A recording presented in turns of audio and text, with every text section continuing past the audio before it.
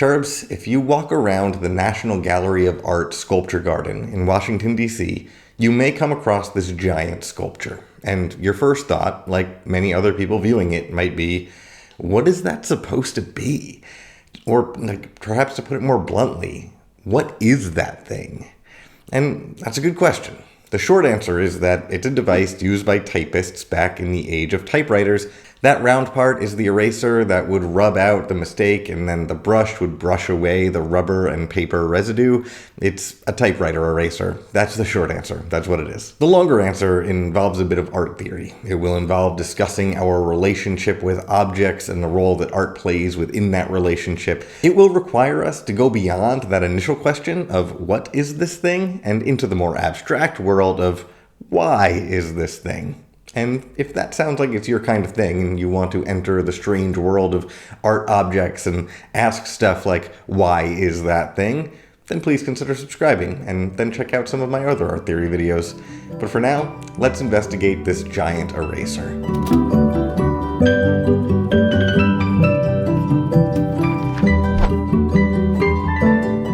So this boldly colored, monumental sculpture of a typewriter eraser is the work of a husband and wife team of sculptors named Claus Oldenburg and Coosje Van Bruggen.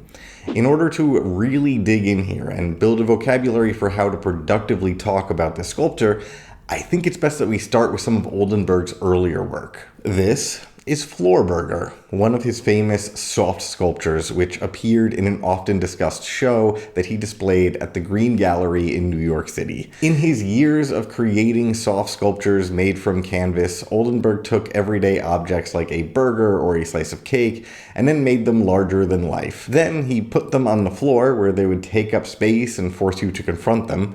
So he made them the size of a public monument, but he also made them, floppy. People often comment on how the size and, the general droopy nature of these sculptures is anthropomorphic. Like Deborah Solomon, writing for the New York Times, said that these soft sculptures represent his finest work, in part because their sagging, lumpy presence feels invested with the pathos of the human body. And I think the reason that we see something human in them might be because it's easy to project an emotional state onto them, a pathos, as Solomon said. The objects seem sad, or more appropriately, tired. They look like they're taking a well-needed rest on the floor, or maybe like they've collapsed into a puddle of depression. And so we might ask, why would an object be tired?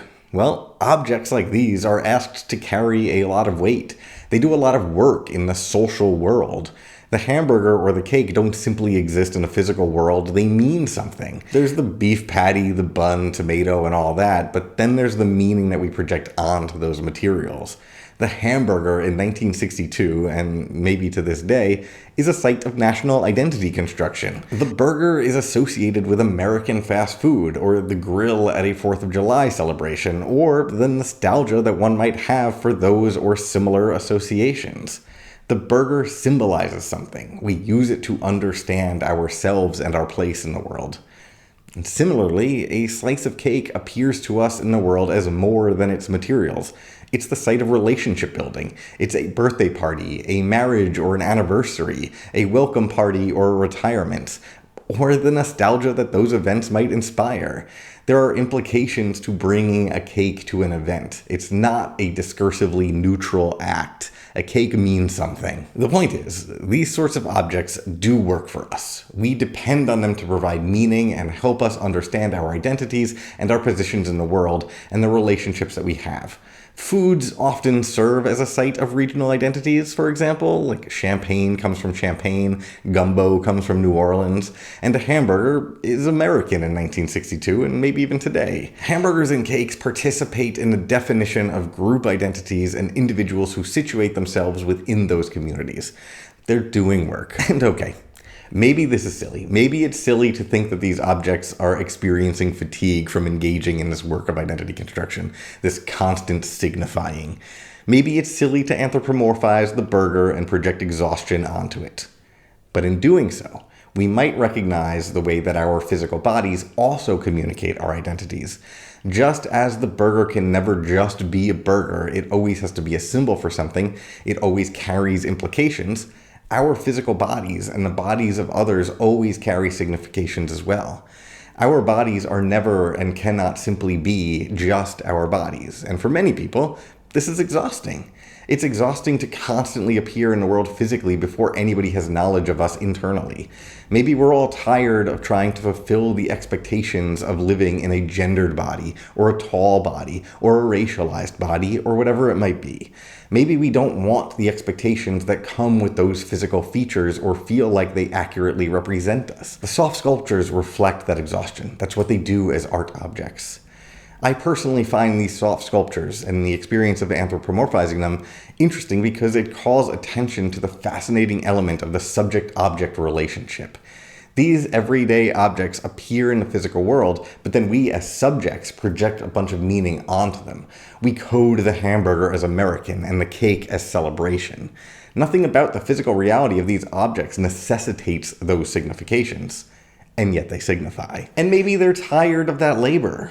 As Bill Brown once wrote about these sculptures, how wary that world has become of all our projections. So these soft sculptures can be viewed as monuments to the work that we ask objects to do in the world, and how we are often not even conscious of the fact that we ask this everyday stuff to do the important work of identity construction and relationship building.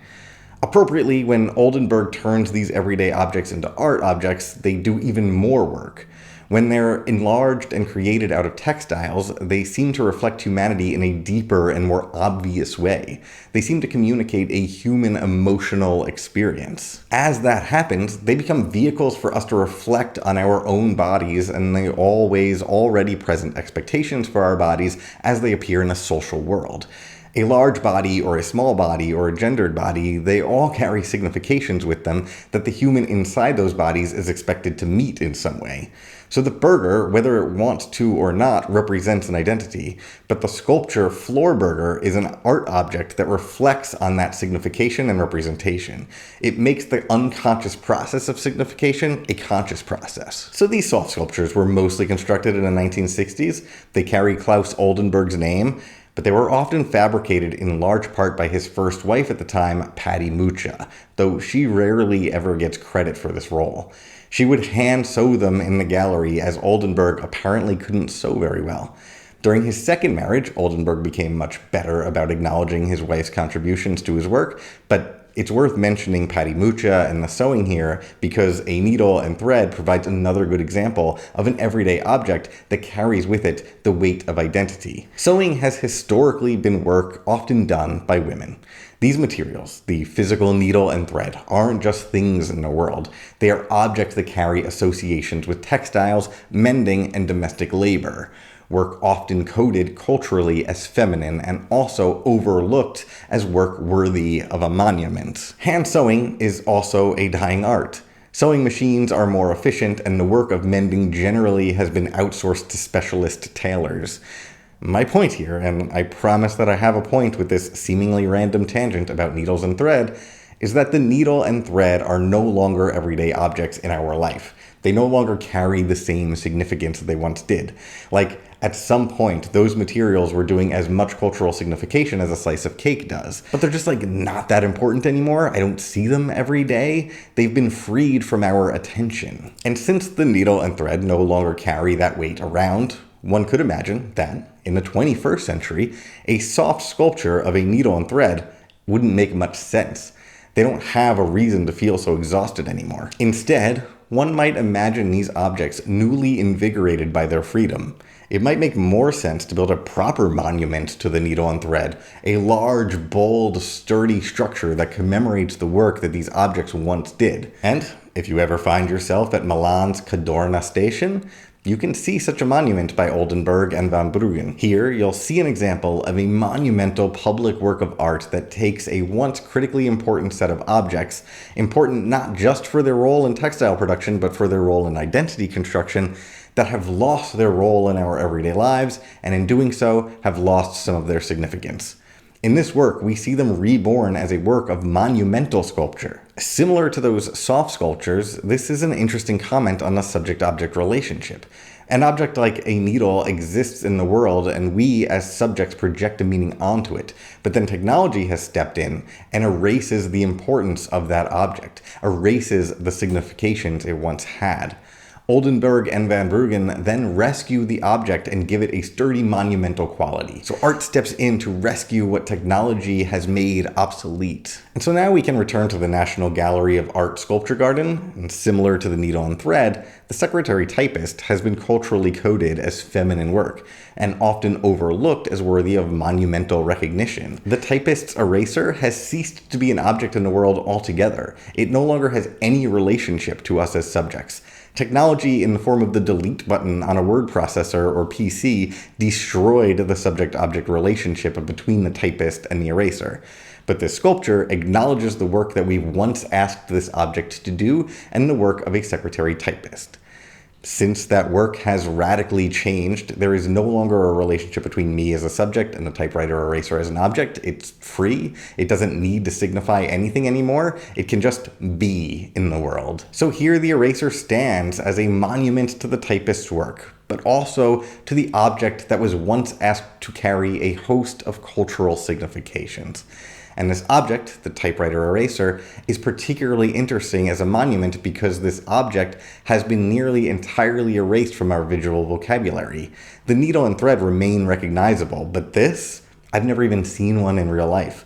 Appropriately, it's an eraser, helping me reflect on the process of erasure. I think we all want for our objects and for ourselves to exist before any external force or object injects us with meaning or expectation. But those expectations and significations always precede us and the objects that we interact with. The typewriter eraser, as a useful object, has become obsolete and is therefore free to stand at an impossible angle with the wind blowing through its hair, gloriously standing only as itself, outside of our expectations for it.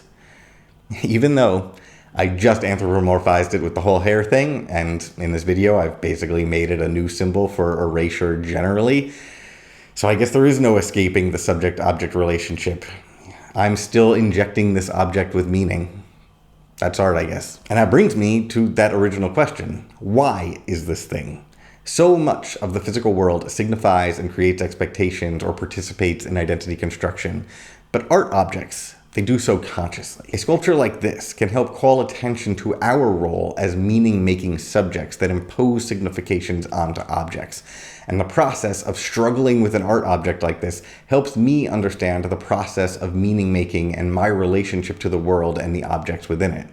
Rather than have these objects work in the background of my visual experience, art forces a confrontation with them. And when confronted with art objects, we look for symbols or significations in ways that we don't always do with everyday objects.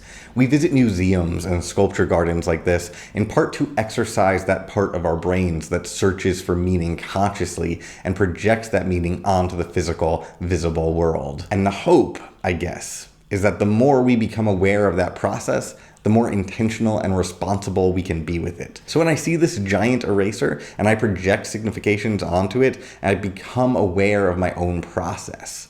So why is this sculpture? Because typewriter erasers once signified secretarial work and now they don't. Their work as an eraser and as a signifier is over, erased. And now this thing can do the work that art can do. It can make us more aware of the ways that we invest the material world with meaning and the consequences of those significations. And that's all I have for you today. If you like this video and want to see more, please consider subscribing or checking out my Patreon. Thank you for watching.